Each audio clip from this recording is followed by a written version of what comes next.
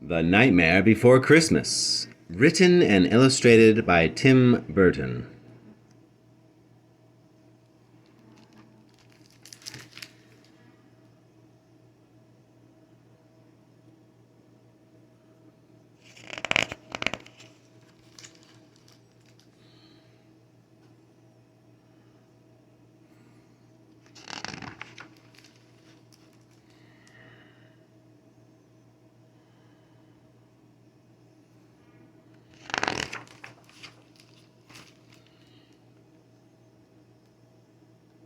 Nightmare has always meant a lot to me. To revisit it after 20 years and adding a few additional illustrations has been a special experience. I hope you enjoy the new edition. Tim Burton.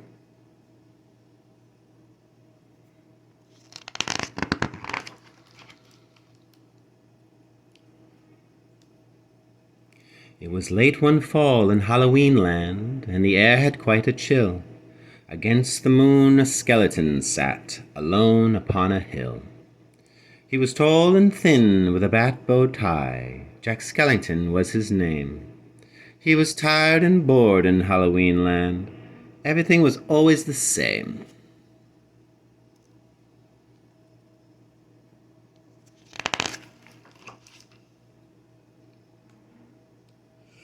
I'm sick of the scaring, the terror, the fright. I'm tired of being something that goes bump in the night. I'm bored with leering my horrible glances. My feet hurt from dancing those skeleton dances. I don't like graveyards and I need something new. There must be more to life than just yelling boo.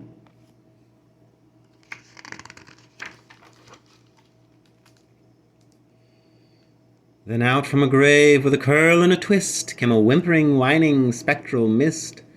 It was a little ghost dog with a faint little bark and a jack-o'-lantern nose that glowed in the dark. It was Jack's dog, Zero, the best friend he had.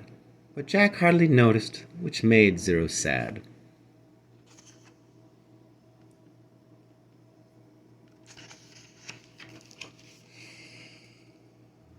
All that day, and through all that night, and through the next day, Jack wandered and walked. He was filled with dismay.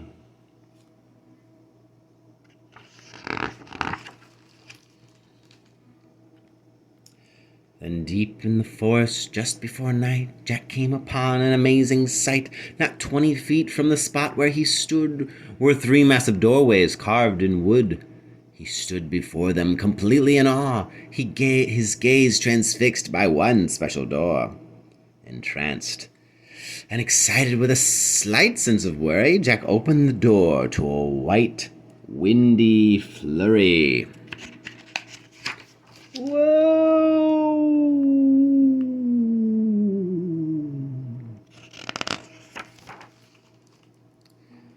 Jack didn't know it, but he'd fallen down in the middle of a place called Christmas Town. Immersed in the light, Jack was no longer haunted. He had finally found the feeling he wanted. And so that his friends wouldn't think him a liar, he took the present-filled stockings that hung by the fire. He took candy and toys that were stacked on the shelves, and a picture of Santa with all of his elves. He took lights and ornaments and a star from the tree, and from the Christmas Town sign he took the big letter C. He picked up everything that sparkled or glowed. He even picked up a handful of snow. He grabbed it all, and without being seen, he took it all back to Halloween. What's this? What's this? Can't believe my eyes. Back in Halloween, a group of Jack's peers stared in amazement at his Christmas souvenirs. For this wondrous vision, none were prepared. Most were excited, though a few were quite scared.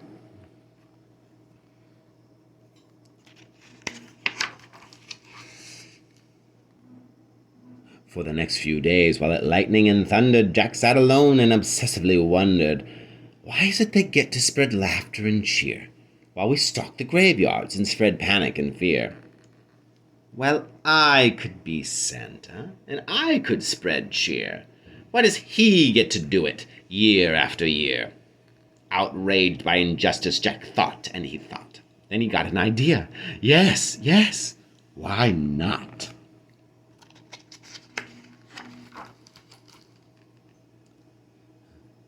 In Christmas Town, Santa was making some toys, when through the din he heard a soft noise. He answered the door, and to his surprise he saw weird little creatures in strange disguise. They were altogether ugly and rather petite. As they opened their sacks, they yelled, "Trick or treat!" Then a confused Santa was shoved into a sack and taken to Halloween to see Mastermind Jack.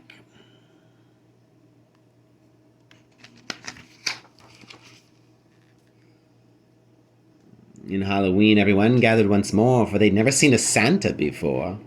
And as they cautiously gazed at the strange old man, Jack related to Santa his masterful plan. "My dear Mr. Claus, I think it's a crime that you've got to be Santa all the time. But now I will give presents and I will spread cheer. We're changing places. I'm Santa this year. It is I who will say, 'Merry Christmas to you,' so you may lie in my coffin, creak doors, and yell boo. And please, Mr. Claus, don't think ill of my plan, for I'll do the best Santa job that I can." And though Jack and his friends thought they'd do a good job, their idea of Christmas was still quite macabre.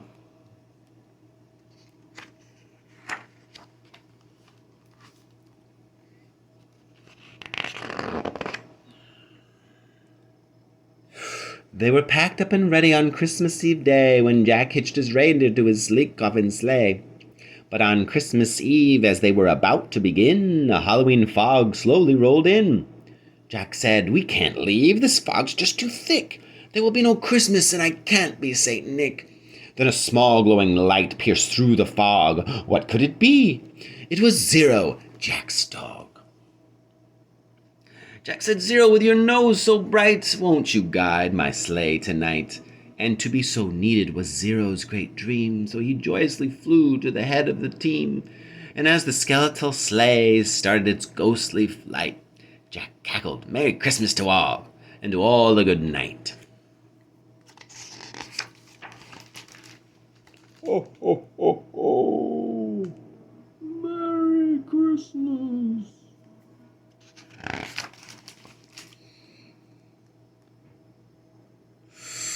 'Twas the nightmare before Christmas, and all through the house not a creature was peaceful, not even a mouse. The stockings all hung by the chimney with care, when opened that morning would cause quite a scare. The children all nestled so snug in their beds would have nightmares of monsters and skeleton heads. The moon that hung over the new-fallen snow cast an eerie pall over the city below, and Santa Claus's laughter now sounded like groans, and the jingling bells like chattering bones. And what to their wondering eyes should appear but a coffin sleigh with skeleton deer, and a skeletal driver so ugly and sick they knew in a moment, this can't be Saint Nick.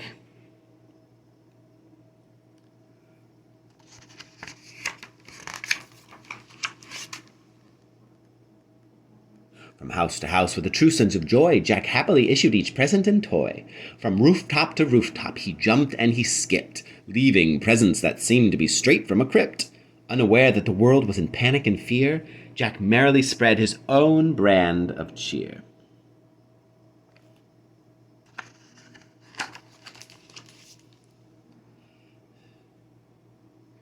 He visited the house of Susie and Dave. They got a Gumby and a Pokey from the grave. Then on to the home of little Jane Neiman. She got a baby doll, possessed by a demon. A monstrous train with a tentacled tracks, a ghoulish puppet wielding an axe, a man-eating plant disguised as a wreath, and a vampire teddy bear with very sharp teeth.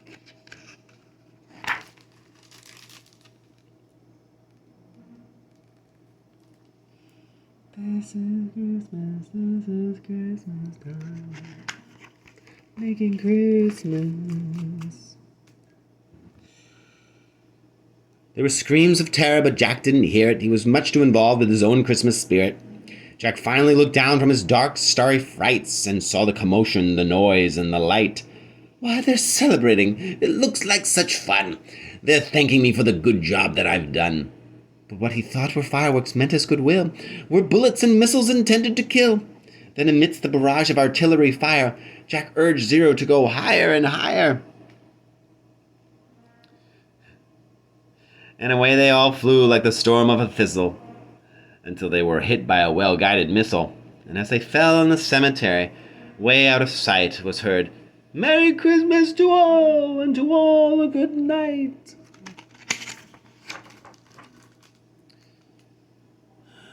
Jack pulled himself up on a large stone cross, and from there he reviewed his incredible loss. "I thought I could be Santa. I had such belief." Jack was confused and filled with great grief. Not knowing where to turn, he looked toward the sky. Then he slumped on the grave and he started to cry. And as Zero and Jack lay crumpled on the ground, then they suddenly heard a familiar sound.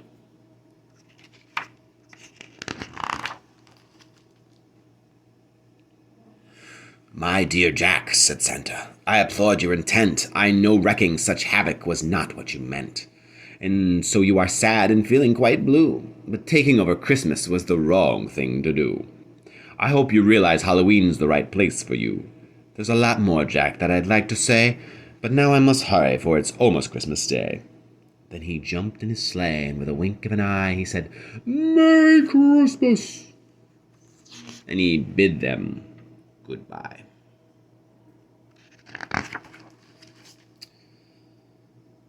Back home, Jack was sad, but then, like a dream, Santa brought Christmas to the land of Halloween.